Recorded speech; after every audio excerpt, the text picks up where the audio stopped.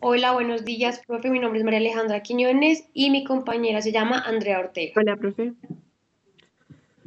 Bueno, vamos a hacer el parcial, entonces voy a empezar a decir en el primer bloque qué preguntas cogimos. Y fue, en la obra homérica se encuentra el concepto de arete. Esa noción es, por así decirlo, un norte en la educación de la época. Expliquen qué consiste esa noción de arete de acuerdo con lo dicho por Werner en su libro Paideia, teniendo claridad general. ¿Cree usted que hay un concepto en la actualidad que nosotros podamos considerar como un norte para nuestros modelos educativos? En caso de que su respuesta sea sí, ¿qué concepto es y por qué cree usted que tiene valor en nuestra cultura? ¿Y cómo se diferencia la homérica de arete? Bueno, nuestra respuesta básicamente fue dar un poco de la introducción de qué es arete. Entonces, según Werner, significa virtud. Este es un impulso en la educación y era el canon para que el ser humano se formara como tal, como individuo. Por lo tanto, esto da origen a un ideal griego. Cabe destacar que antes de la palabra arete fuera un ideal de educación en Grecia, existía la palabra paideia, la cual significaba conducción. Esto quiere decir que es como una condición que hace que los niños se formen en conocimiento y en humanidad. Según el libro, considerando lo fundamental para la educación, y esa educación es la base ideal del hombre griego, dicho el concepto es la arete, la nobleza no solamente implica nacer de cuna ilustre, sino una búsqueda constante de belleza. El griego ha buscado constantemente la belleza física y moral.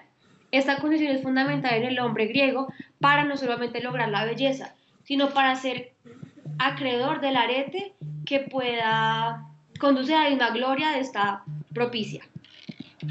Bueno, para responder la segunda pregunta, cabe destacar que en la actualidad se intenta formar a un ser humano ideal para la sociedad, lo que implica que sea un ser humano que represente todos los valores de la humanidad.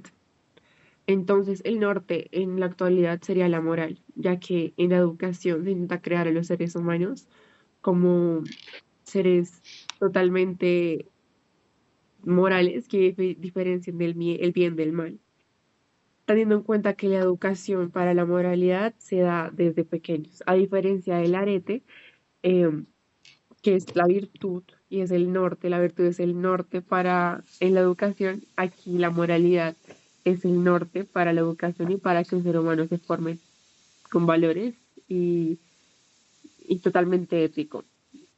Esta misma moral se educa y se enseña también en casa, como ya lo había dicho antes.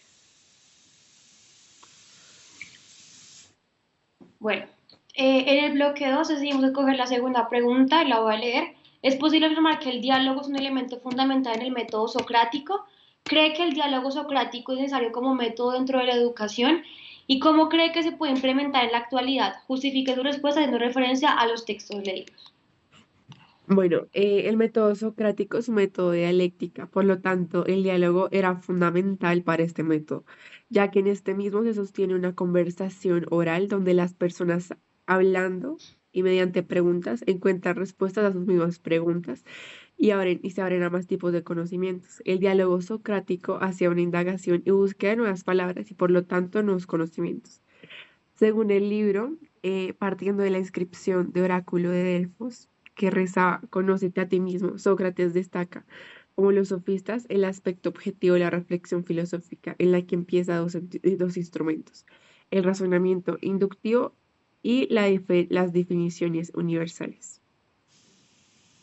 Bueno, sabemos que el diálogo socrático es importante desarrollar ya que trae nuevos tipos de conocimientos y ayudan a profundizar un poco el tema de la reflexión. En la actualidad este método es muy importante para todas las terapias en la parte de cognitivo-conductual, ya que estas preguntas pueden llevar a tipos de conocimientos y diálogos para el paciente. Eh, bueno, en el bloque número 3 decidimos escoger la pregunta que dice así: ¿qué se busca argumentar con el relato del anillo de Giles? ¿Qué importancia toman la justicia y la injusticia dentro de la educación desde su punto de vista? ¿Cómo puedo llegar a influenciar esto en la sociedad? Bueno, el relato del anillo de Giles intenta demostrar que el ser humano hace un bien siempre hasta que sea la posibilidad de hacer el mal. Y esto lo hace apropiarse del objeto y en sí como de las cosas de su pertenencia, terminando de corromper lo humano que queda dentro de él. experimentó con el anillo para ver si tenía tal propiedad y lo comprobó que así era. Cuando giraba bueno, según el libro, dice que cuando giraba el engaste hacia adentro, su dueño hacía invisible y cuando lo giraba hacia afuera se hacía visible.